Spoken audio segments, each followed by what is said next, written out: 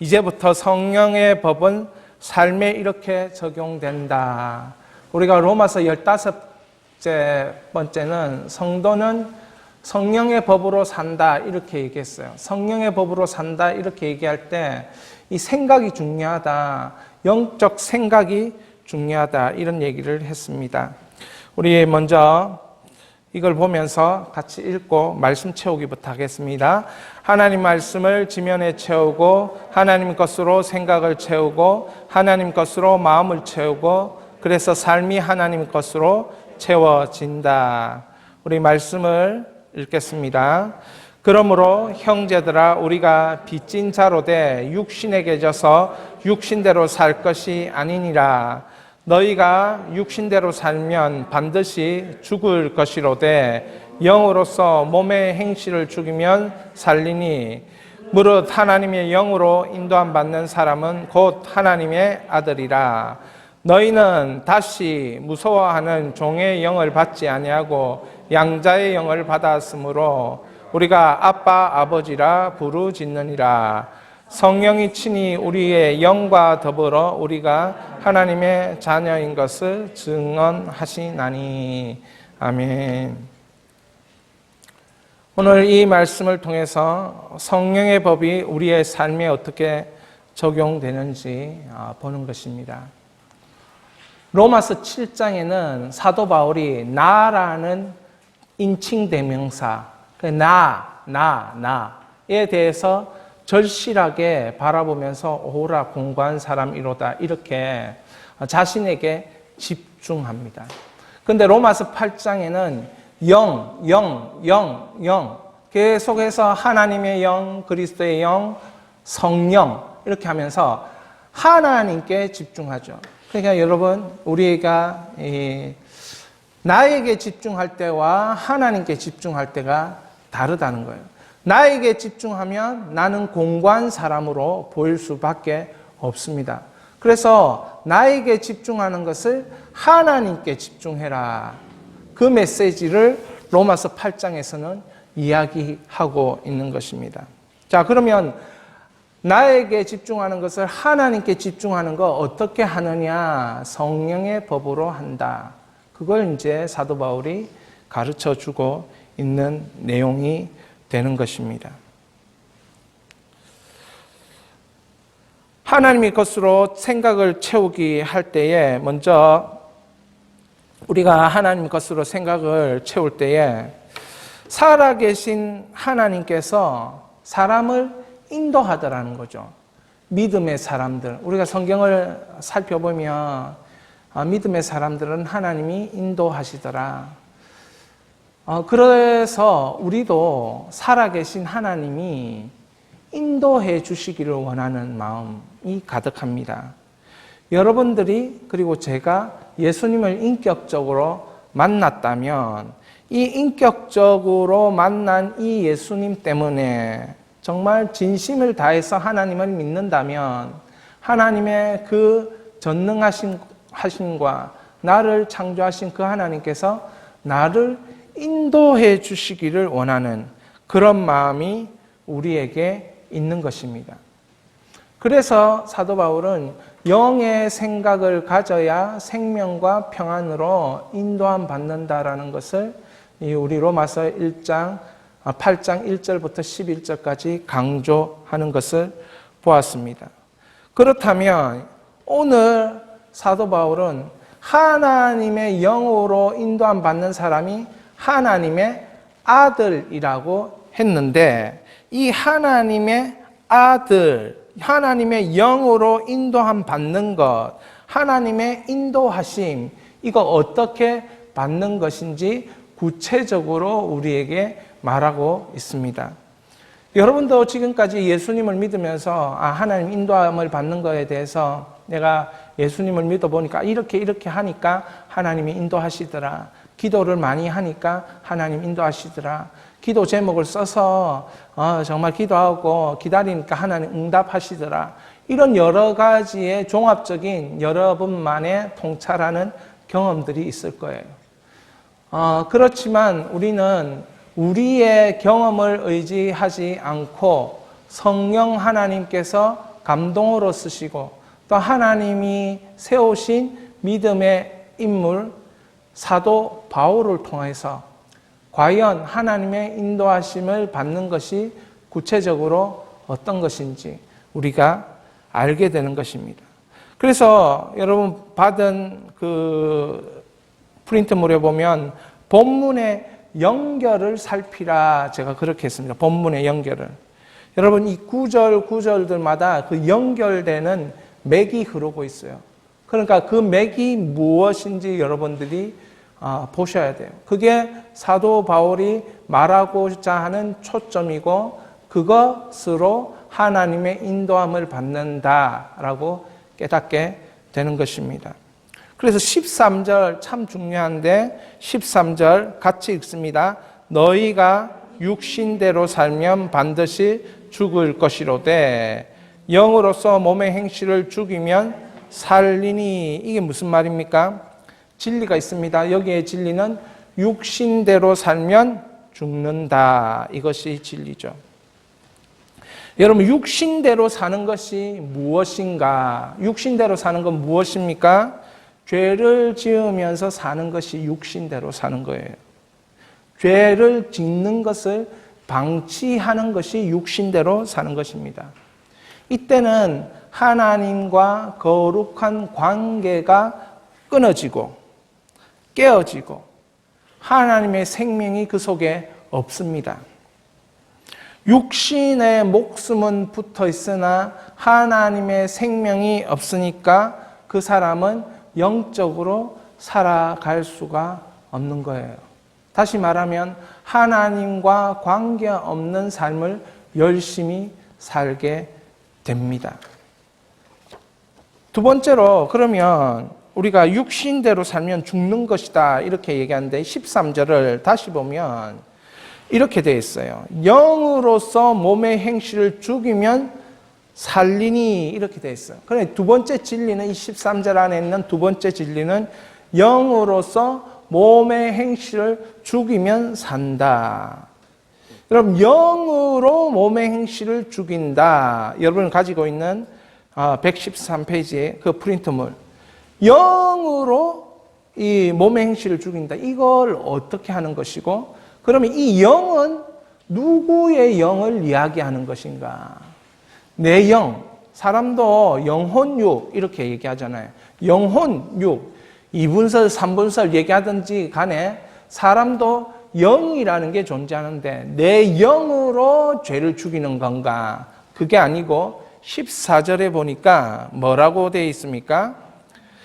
무릇 하나님의 영으로 인도함 받는 사람 곧 하나님의 아들이라 이렇게 되어 있어요. 그러니까 이 영은 누구의 영이냐면 하나님의 영.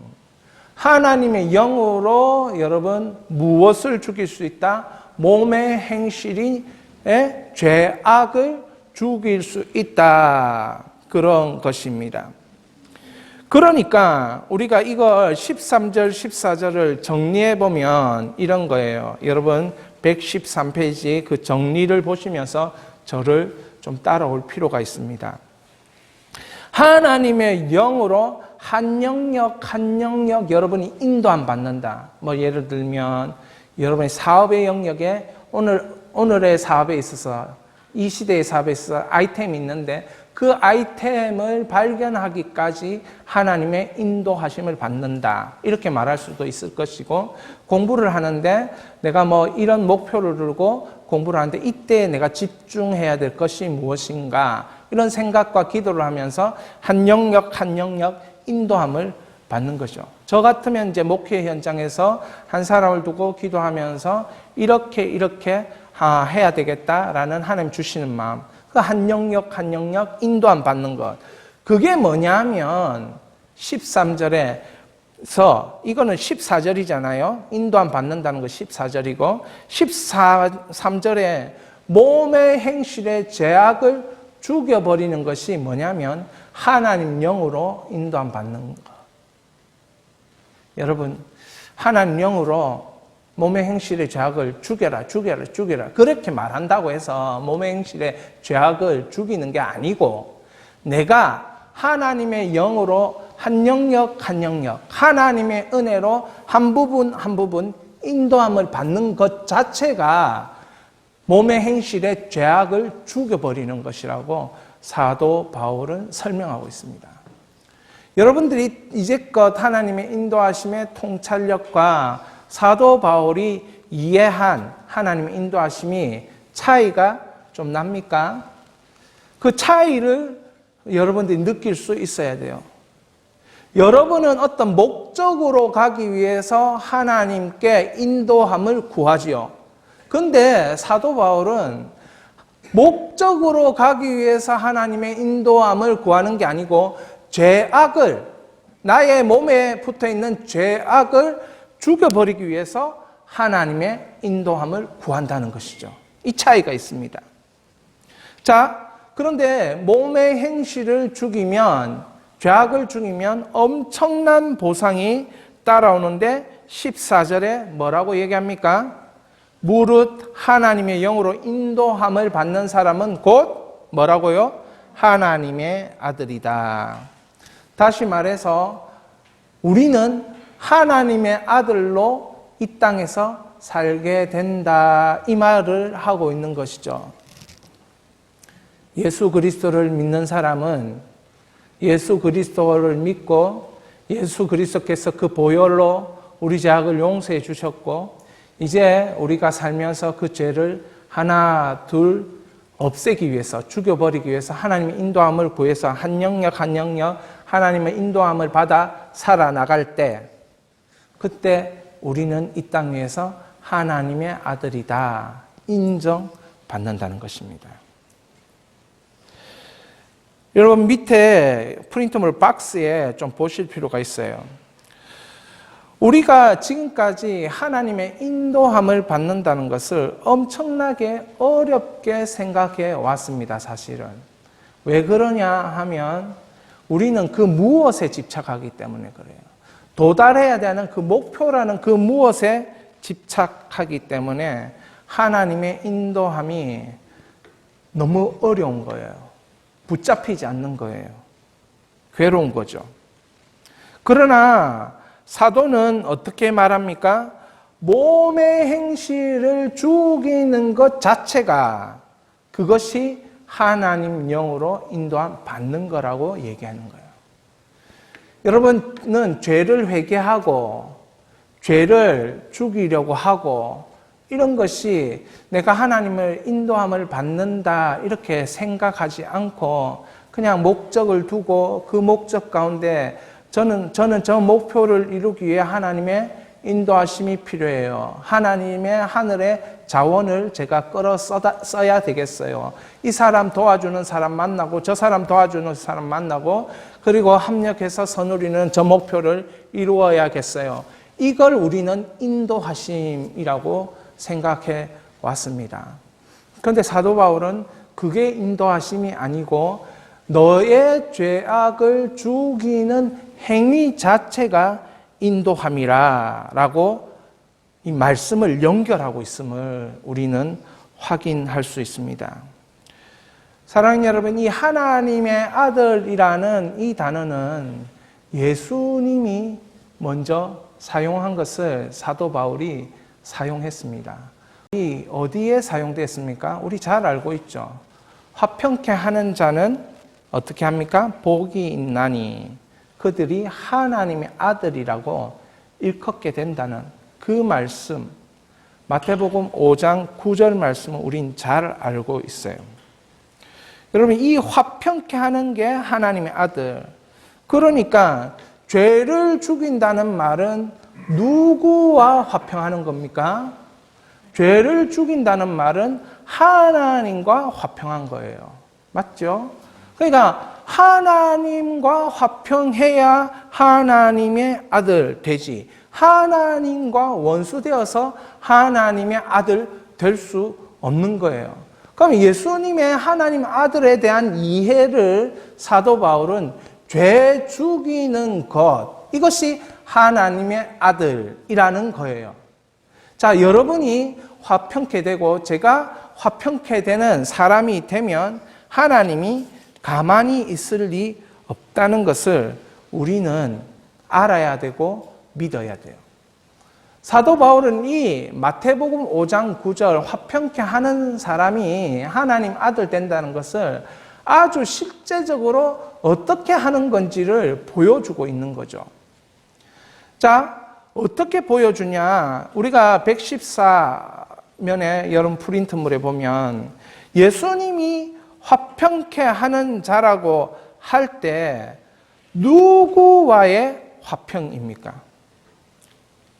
예수님이 화평이라 할 때는 가장 크게는 하나님과 나와 나와 이웃 이렇게 화평을 얘기할 수 있어요. 근데 이걸 조금 더 넘어가면 나와 세계, 나와 자연 뭐 이런 식으로도 이제 얘기할 수 있는 거예요. 뭐 사람과의 화평을 뛰어넘어서 이 자연과의 화평도 얘기할 수 있고 또 어떤 우리가 물질과의 화평도 얘기할 수 있어요.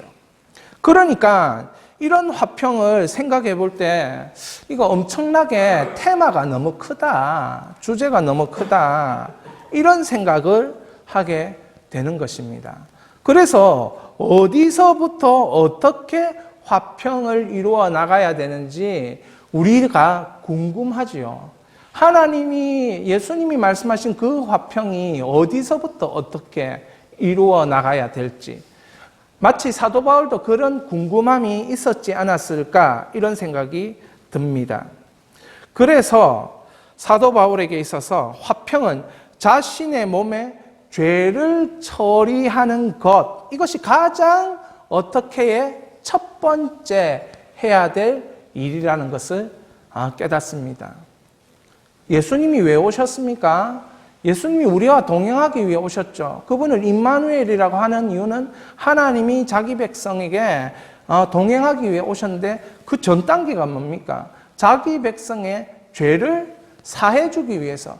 그러니까 그 예수님의 삶을 따라서 사도 바울이 해석해 볼 때 이 화평이라는 것은 죄를 없애는 것으로 먼저 시작된다는 거예요. 어떻게 시작해야 될까? 사도는 분명하게 우리에게 가르쳐 주고 있습니다. 몸의 죄를 처리해야 하나님과의 화평이 나에게 오는 것입니다. 여러분 이걸 저는 화평을 강물로 한번 비유를 해보겠습니다. 하나님께서 우리에게 물을 흘려보내신다. 강물이 흘러 바다로 들어가잖아요. 그죠? 하나님은 화평의 물을 우리에게 흘려보내시기를 원하시는데 그걸 어떻게 얻는가? 사도 바울은 죄악을 죽이는 것이다. 그래서 예수님도 죄를 사하시는 것, 용서하시는 것으로 이렇게 하나님과 우리의 화평, 하나님과 나의 끊어진 관계의 회복 이렇게 되는 거죠.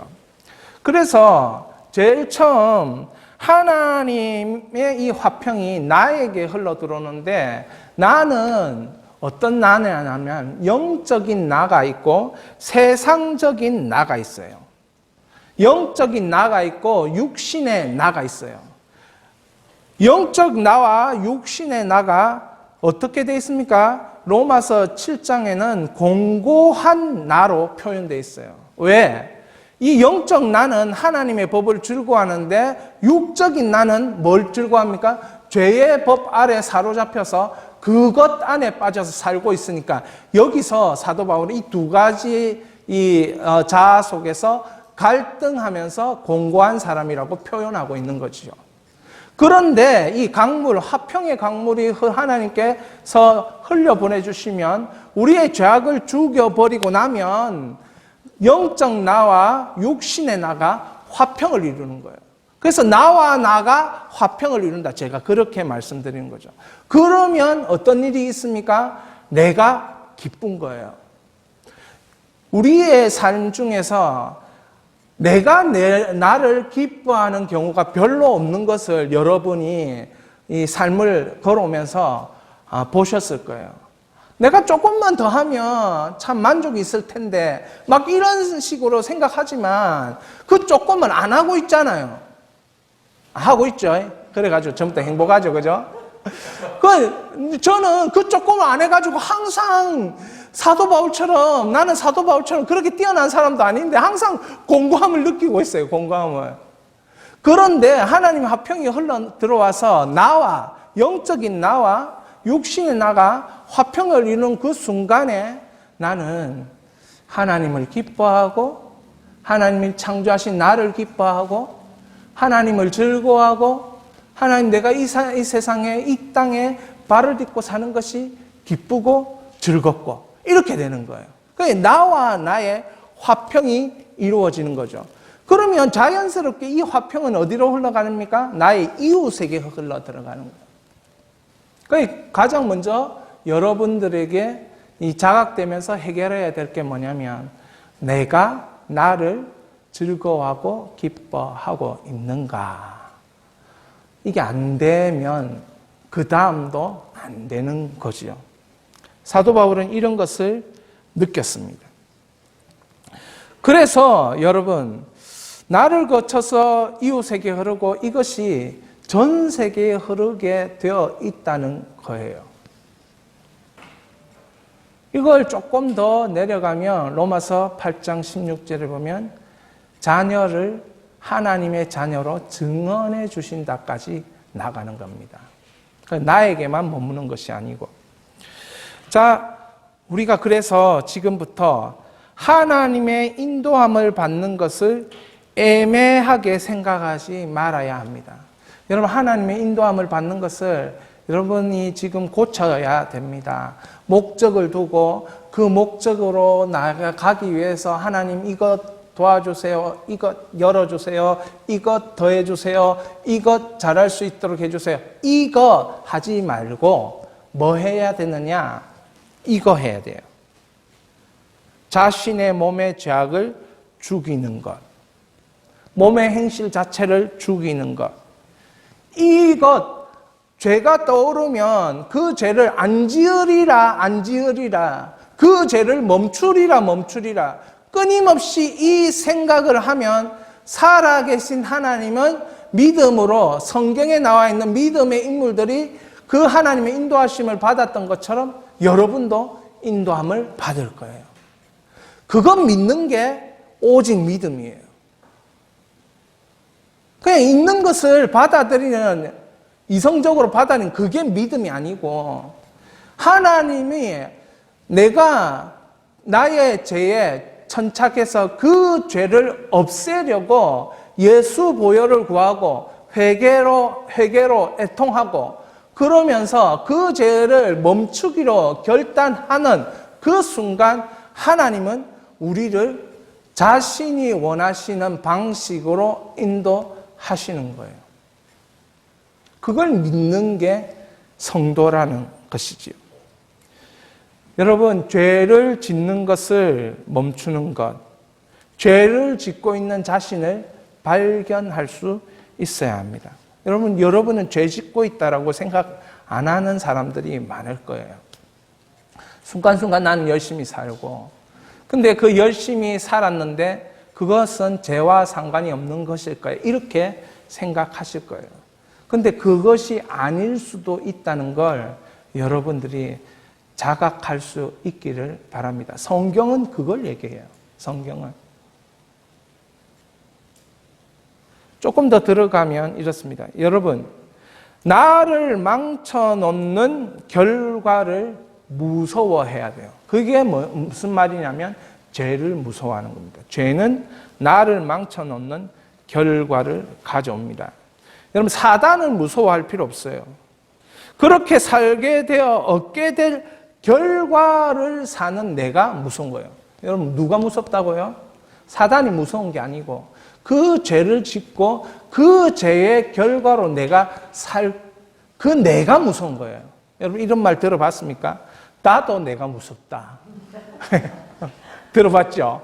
여러분, 그게 무슨 말이냐면 나도 내가 무섭다. 너무너무 탁월해가지고 그 두 가지인데 내가 잘할 것이다 라는 그런 의미에서 긍정적인 나.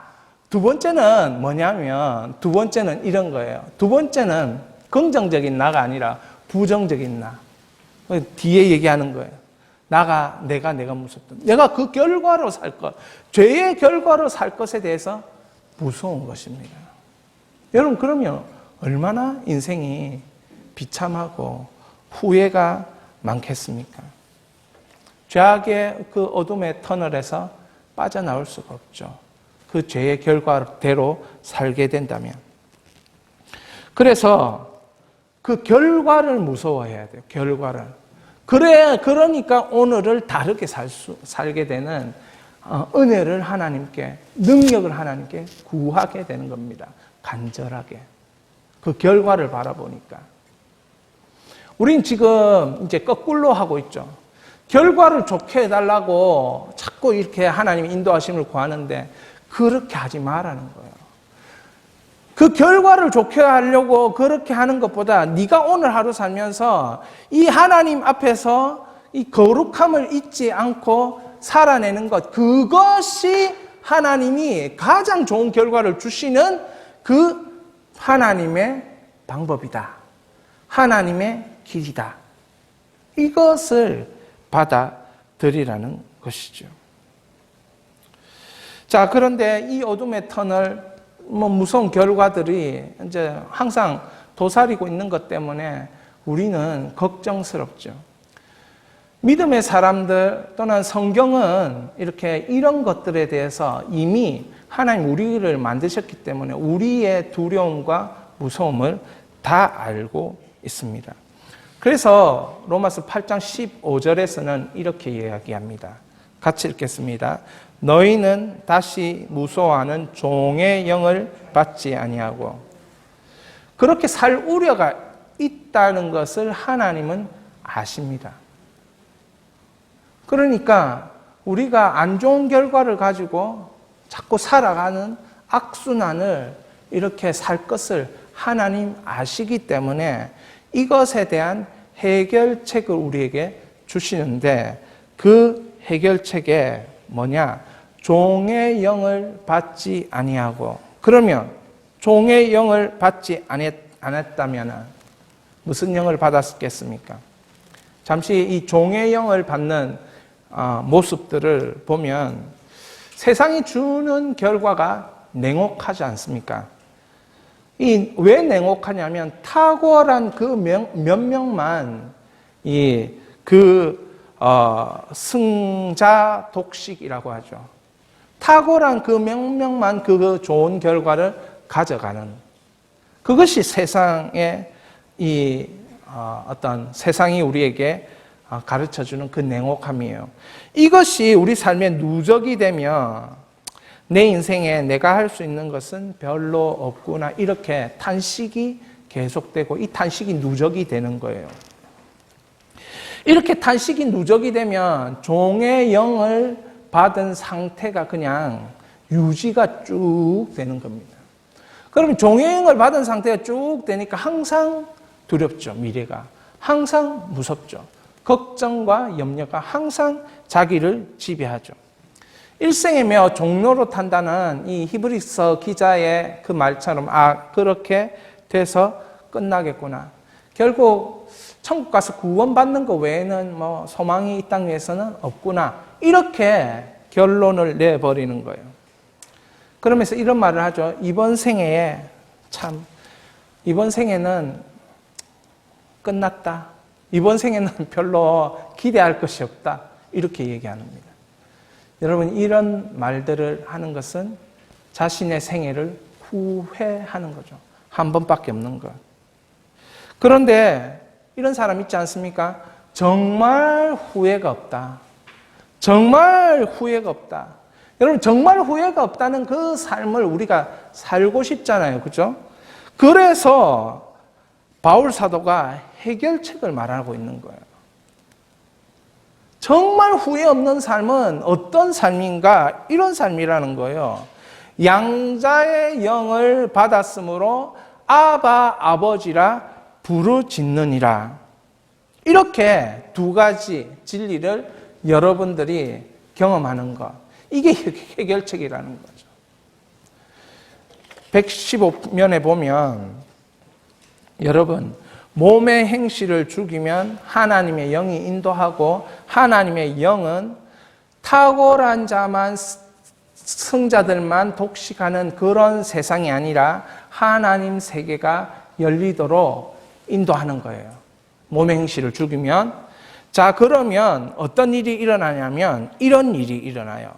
여러분들이 지금까지 두려워한 이유는 어디에 있냐면 세상을 아빠, 아버지라 불렀기 때문에 그렇습니다.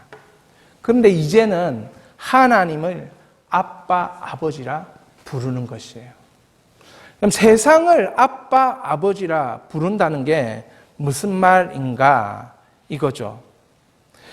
세상에 뿌리를 내리고 살던 우리가, 그래서 세상의 열매가 주어져야 평화가 있던 우리가 이제 하나님 자녀로 뿌리를 내리고 하나님이 맺게 하시는 열매 때문에 평안을 누리며 성장하는 인생을 보게 되었다는 것이다. 그럼 지금까지 여러분은 한 번도 그렇게 생각해 본 적이 없어요. 세상을 내 아버지라고 생각해 본 적이 없어요. 그래서 세상을 아빠라고 말해 본 적도 없어요. 그런데 결과적으로 우리는 세상이 주는 것이 있으면 잠깐 평화를 누렸어요. 로또가 주는 그 몇십억이 자기가 살아있는 한 10년, 자기 20년을 사는데 그 10년 안에 다 쓰잖아요? 그러면 평화가 없는 거예요. 왜 그럴까요? 세상이 내 아버지였기 때문에 그래요. 여러분, 월급날 그 하루는 평화가 임하잖아요. 왜? 모르구나, 아직. 여러분은 돈이 많아봐서 잘 모르는 모양인데, 월급날 하루는 평화가 임해요. 왜? 세상이 내 아버지였기 때문에 그런 거예요. 은행에 잔고가 있으면 평화가 임해요. 왜? 저도 교회 재정 보면서 교회 재정에 얼마가 있으면 평화가 임한다니까요. 그런 거예요. 그런 거예요. 그거는 세상을 아버지라고 말하지는 않았지만 이미 그 의식 속에, 깊은 의식 속에는 뭐가 깔려져 있습니까? 승자 독식의 세상 아버지를 모시고 살았던 내 억울한 영이 그 속에 잠재되어 있는 거예요. 그게 내 자아였던 거예요. 그러니까 계속 불안하고 염려가 찾아오고 걱정스럽고 하나님이 하실 거라는 오직 믿음은 없어요, 거기에는. 여러분, 그러니까 지금 사도 바울이 뭐라 합니까? 양자의 영을 받았으니 이전 성경에는 아빠 아버지, 우리 아빠 아버지라 불러보겠습니다. 아빠 아버지. 여러분이 기도할 때 여러분이 두 손을 들고 하나님을 이 성경에 기록된 것처럼, 여러분 잘 모르지만 이 기록된 헬라어처럼 아바 이렇게 불러봐라는 거예요. 여러분 양자의 영을 받은 여러분이 아바 아버지라고 불러보시라는 거예요. 기도할 때 아바 아버지. 아무도 없는 공간에 가서 사람이 옆에 있으면, 일하고 있으면 미친놈 소리 들을 거니까 아무도 없는 데 가가지고 아바 아버지 해보라는 겁니다. 그러면 어떻게 되냐? 그 뿌리가 달라진다는 거예요.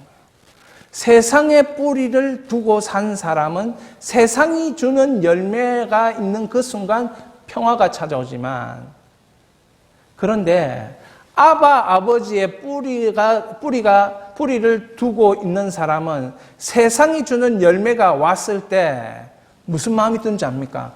걱정스럽습니다. 내가 타락할까 봐, 하나님과 거리가 멀어질까 봐. 오히려 그 세상이 주는 것이 너무 좋은 것이긴 맞는데, 심정적으로는 너무 좋고 주위도 너무 축하해주고 그 열매 보면서 그런데 내가 두려운 거예요. 왜? 하나님 아버지 안으로 뿌리가 내려져 있으면 이것 때문에 오히려 하나님과 거리가 멀어질까 봐 조마조마한 거예요. 이 결과가 좋긴 좋은데 뭔가 이것대로만 가다가는 하나님과 관계없는 삶이 되어버릴 것 같은 마치 그 생각이 드는 거예요. 왜 그렇습니까? 내 뿌리가 하나님께 내려졌기 때문에.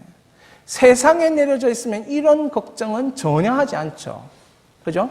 내 뿌리가 하나님께로 내려지면 하나님께서 열매 주실 거예요. 그래서 하나님이 주시는 평화로 성장하고 성숙하게 됩니다. 이것이 아바, 아버지라고 부르는 삶이에요. 마지막으로 이걸 좀 더 사도 바울은 정리를 명확하게 하고 있는데 그것은 16절 말씀입니다. 같이 읽겠습니다. 성령이 친히 우리 영과 더불어 우리가 하나님의 자녀인 것을 증언하시나니. 그럼 다 같이 그렇게 되면 참 좋겠는데 다 같이 그렇게 되지 않아요. 성령은 친히 우리 영과 더불어라고 이야기했습니다. 그러니까 사도 바울은 영을 얘기할 때 주로 성령, 하나님의 영 이렇게 얘기를 주로 8장에서 하지만 16절에는 우리 영이라고 우리 영이 있음을 그 사도 바울은 언급하고 있어요. 성령은 우리 영과 더불어 친히 우리가 하나님의 자녀인 것을 증언하는 영입니다. 그러니까 우리가 영적으로 준비가 되어 있지 않을 때 그분은 친히 자녀임을 증언하시기를 거부한다는 사실이지요. 반대로 말하면. 그러면 우리 영이 준비되어 있으면 성령은 친히 자기 자녀임을, 하나님 자녀임을 증언하면서 이 사람이 삶을 살 수 있도록 하는 거예요. 그러니까 여러분, 우리가 죄악을, 우리 몸의 죄악을 죽여버린다는 것 자체가 뭐냐면 우리 영이 사는 거잖아요. 거룩하면 거룩할수록 자기를 더럽히지 않으면 않을수록 성령은 더 크게 역사하는 영이다. 예수님은 죄를 사해 주시기 위해서 오셨고 성령님은 거룩한 그릇을 위해 역사하시기 위해 오셨다. 그 말이잖아요. 그죠? 그러니까 우리가 거룩한 영으로 준비되어지는 것, 그래서 몸의 죄악을 죽여버리는 것이 하나님의 인도함을 받는 것이다. 이게 이제 실제로 이루어지는 성경이 다니엘서입니다. 이것이 실제로 이루어지는 성경이, 제가 요즘 컴프리넷 하다가 그게 아이라더라고요. 캠프리넷 거기 가서 하는 게 이제 다니엘서를 시작했는데, 다니엘서 1장을 하면서 제가 다니엘서를 수없이 많이 했거든요. 여러 번 했어요. 한 5번 이상 한 것 같아요. 그런데 그때 할 때 하나님 특별한 은혜를 주셨는데, 아, 이거구나. 다시 한번 느끼는 게 뭐예요? 이겁니다. 다니엘 1장 7절. 같이 읽겠습니다. 환관장이 그들의 이름을 고쳐 다니엘은 벨드사살이라 하고 하나냐는 사드락 하고 미사엘은 메사 아사랴는 아벳느고라 하였더라. 바벨론 포로가 된 유다 이야기가 이제 다니엘서 1장인데 그 포로 중에서 이 청소년을 잡아서 왕의 측근으로 키워내는 이야기가 다니엘서 1장의 핵심 내용입니다. 그 정치적인 그 측근으로 길러서 자신의 황제의 세력을 견고하게 하기 위해서 이방인의 중에서 가장 똑똑한 아이들을 차출해서, 왜 그런 거 있지 않습니까? 지방의 권력들, 이 인척들, 왕의 인척들, 이 사람들은 세력을 형성해서 왕을 전복시키는 역사가 있죠. 왕을 바꾸는 역사. 그러니까 그 일을 하지 못하게 하기 위해서 포로 중에서 끈이 없는, 그리고 포로 중에서 이 하나님을 믿는 신앙 아이들을 하나님을 믿지 못하도록 개종을 시켜버리는 거예요.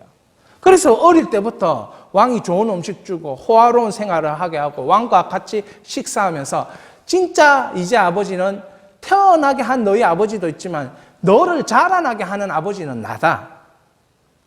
그런 정치적인 측근을 만들어서 이제 세우려고 하는 작업이 다니엘서 1장인데 여기에 다니엘서 1장 7절에 이름을 바꾸는 거예요. 여러분, 이름 바꾸는 게 유대인을 바벨론화하는 거였어요. 그러니까 하나님은 이제 없고 바벨론의 신만 존재한다고 이름 바꾸어 주는 행위였어요. 하나님은 실종됐고 너희 인생에서 바벨론 신이 너를 이렇게 호화롭게 만들어 준다라고 보여주는 게 이름 바꾸고 왕궁에서 살게 하고 느부갓네살 바벨론 왕의 그 정치적인 동지, 측근이 되도록 만드는 작업이었어요. 그렇기 위해서는 다니엘, 하나님은 심판자 이름을 벨드사살이라고 바꾸면서 벨이여 그의 생명을 보호하소서. 다니엘을 부르지 않고 벨드사살이라 부르는 거예요. 이제 하나님이라는 이름은 없어요. 벨드사살 부르면서 이제 바벨론에서 바벨론인으로 살아나는 거예요. 유대인으로라는 그 정체성, 하나님의 사람으로서의 정체성을 없애는 거예요. 하나냐도 마찬가지고 미사엘도 마찬가지고 아사랴도 마찬가지예요. 여호와가 도우신다는 이 아사랴가 느고의 종이 된 거예요. 여호와의 종이 아니고 느고의 종. 그러니까 이런 순간에 이 아이들, 이 청소년들이 잘 먹고 잘 사는 것은 좋은데 뭐 이렇게 호화로운 생활을 하는 건 좋은데 지금 뭔가 이상하게 굴러가고 있다라는 생각이 든 거죠. 그래서 다니엘이 1장 8절에 이런 행동을 하죠. 같이 읽겠습니다. 뜻을 정하여 왕의 음식과 그가 마시는 포도주로 자기를 더럽히지 아니하고 자기를 더럽히지 아니하도록 환관장에게 구하니.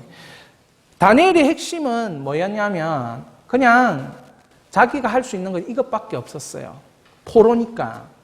뭐 군사를 모을 수 있는 것도 아니고 뭐 어디 가서 무술을 연마해서 적들을 깨부술 수 있는 것도 아니고 그리고 뭐 돌 하나 들고 와가지고 앞에 있는 느부갓네살을 찍는 것도 아니고 그러니까 다니엘이 할 수 있는 것은 뭐냐? 하나님은 살아계시다. 하나님은 내 이름 속에 있는 것처럼 내 삶에도 있다. 이걸 보여주고 싶었던 거예요.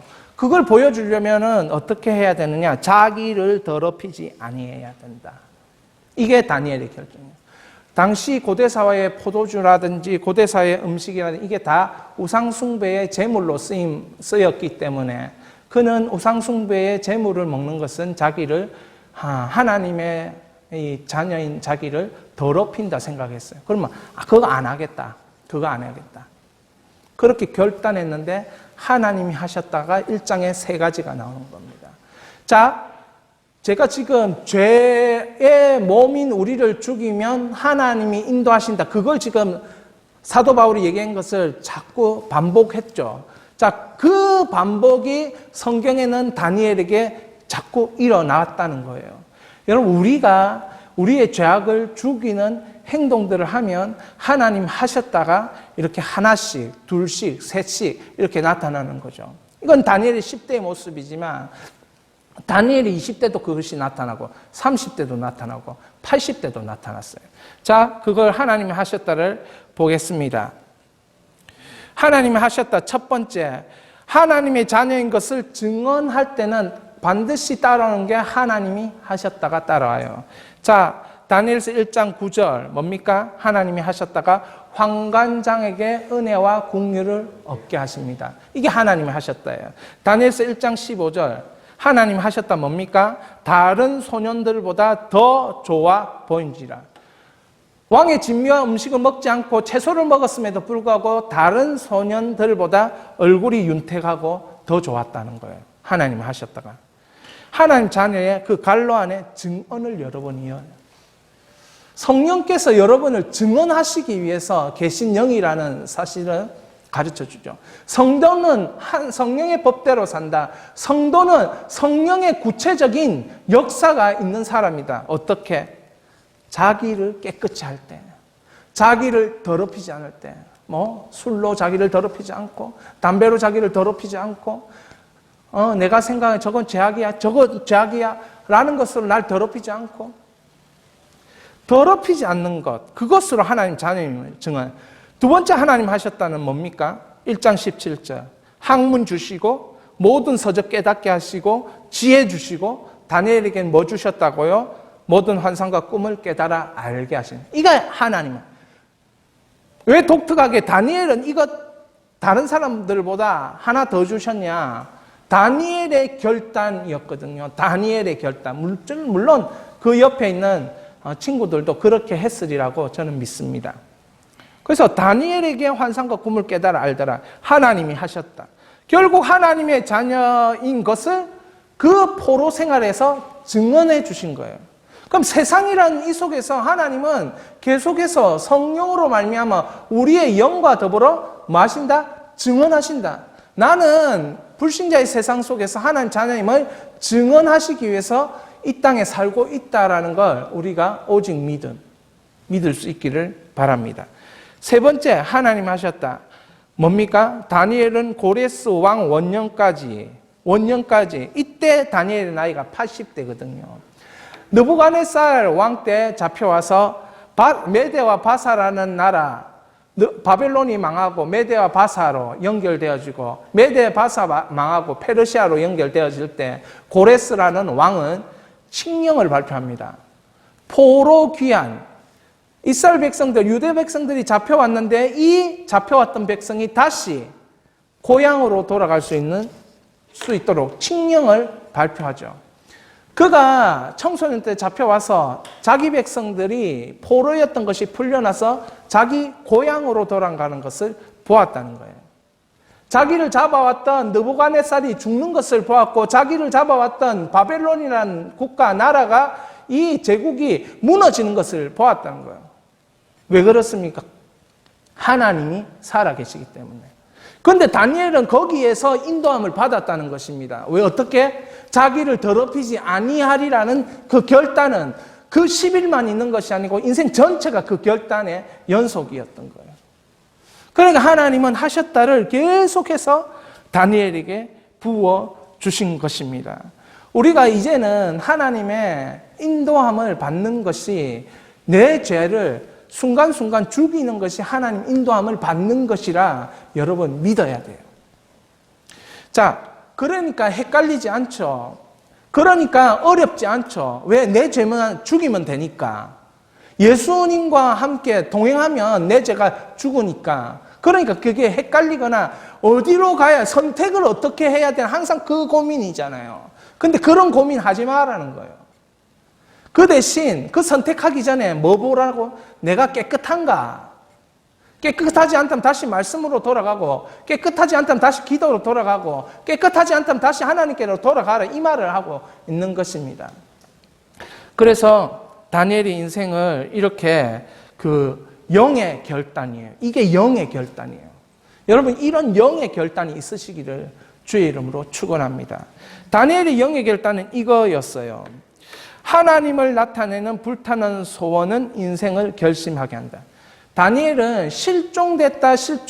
하나님은 잃어버렸다. 하나님이 실종됐기 때문에 유대는 망한 것이고 하나님이 실종됐기 때문에 너는 왕궁의 포로로 잡혀 있는 것이고 이런 것이 다니엘은 그렇게 되는 인생이 싫었던 거예요. 여러분은 어떤 후회를 하고 있습니까? 저의 후회는 제 가장 큰 후회는 하나님이 실종됐다. 하나님이 너에게는 없다. 이것이 저에게는 가장 큰 후회인 거예요. 여러분, 우리의 인생의 가장 큰 후회는 이번 생에 잘 안 돼서 그게 후회로운 게 아니고 이번 생에 하나님은 없다라고 세상에 이 끊임없는 조롱을 내가 받아들인 게 내 인생의 후회인 것입니다. 그럼 그렇지 않겠습니까? 그래서 다니엘이 그게 싫으니까 영적인 결단을 내는데 하나님을 나타내겠다. 어떻게? 나를 깨끗이 하며 나를 거룩하게 하며 하나님 말씀 들으며. 그래서 한번 여러분의 목소리로 이 세 가지를 읽어보겠습니다. 하나님을 나타내는 불타는 소원은 인생 결심을 하게 한다. 하나님을 나타내는 불타는 소원은 나를 전진하게 만든다. 하나님을 나타내는 불타는 소원은 인생 충만이라는 결과를 얻게 한다. 사랑하는 여러분, 사도 바울이 말한 게 무엇입니까?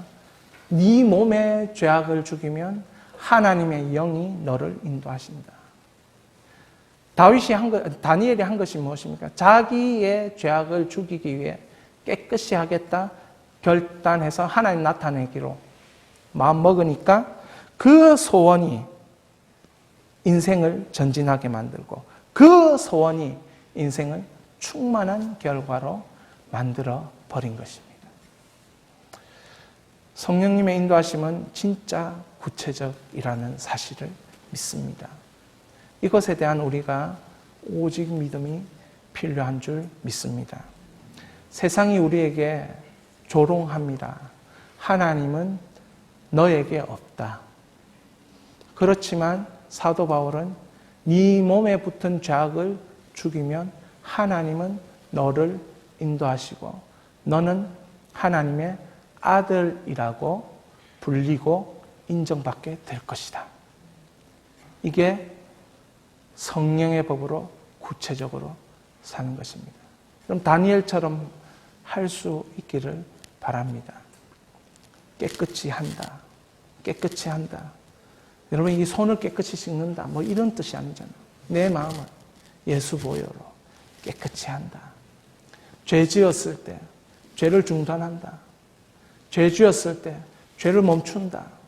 방관하지 않는다. 그대로 내버려 두지 않는다. 다시 돌이킨다. 다시 말씀 앞으로 간다. 다시 기도하기 시작한다. 다시 하나님께 나아간다. 여러분, 그렇게 여러분의 인생을 이끌어 나가시기를 축원합니다. 그러면서 이번 생에 정말 후회가 없었다.